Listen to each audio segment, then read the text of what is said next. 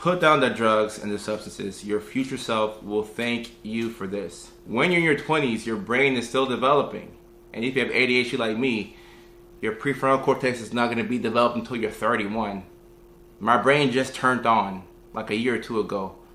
And I'm fortunate that I was given some good advice by the older folks. And I did listen to that advice. Go to school, prioritize yourself, like take care of your financial future. Like I did that stuff. But I was a hard-headed and a stubborn person in my 20s. Fortunately, I went to school and I educated myself.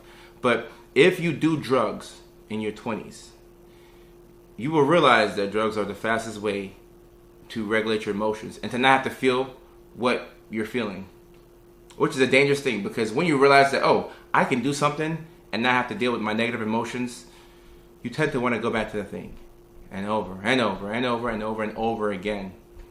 And now your body knows and your mind knows, okay, if I catch myself in a bind, like if I'm dealing with some difficult emotions and I don't want to deal with these things, I could do this, I could drink, I could do that.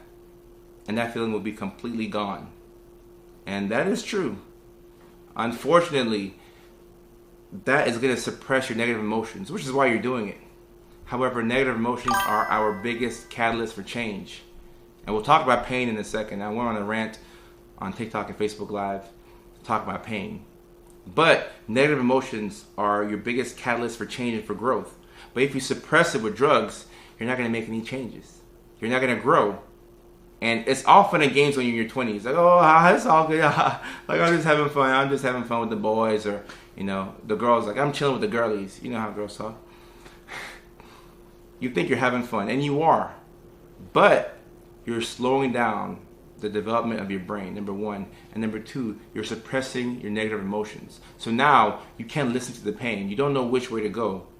You're not evaluating what you're doing. You're just doing things because you were told to do these things and you feel like, oh, I should do this, I should do that. But you're not doing things that you want to do. You're not taking chances. You're not taking risks because you don't like negative emotions. You don't like rejection. And there's some folks who have started with the substances at 11, 12, 13, 14. So it's not even a thing that you pick up in your 20s nowadays.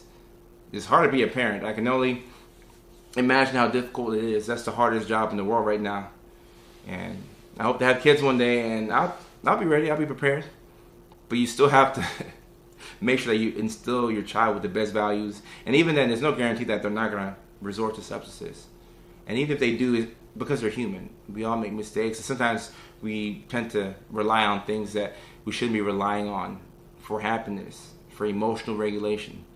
So the drugs, it's a tricky one. And this is the time that you're in college, you're partying, you're having a great time. And if you're sober at a major university, like a 4-year school, I'm talking about University of Kentucky, Florida, Alabama. Obviously, I'm naming SEC schools because I'm from the South. But UCLA, Oregon, Syracuse, wherever you go. If you go to a major university and you're not drinking or getting high, they're going to laugh at you. They're going to call you names. And you're going to feel like you're the crazy one. You're like, damn, like, is it me? Or, like, I thought I'm not. We took a pledge in 5th grade that we were going to remain abstinent from substances. I remember their program. And we all wrote our names on it and said, all right, we're not going to ever drink alcohol. And you got to 10th grade, you went to your friend's house in the basement, y'all got a couple of drinks. Oh, this makes me a little tipsy. And it starts from there. So the substances, put down the substances and the drugs. And I'm not saying that you can't go out for happy hour with your friends. I don't want you to take this to the extreme.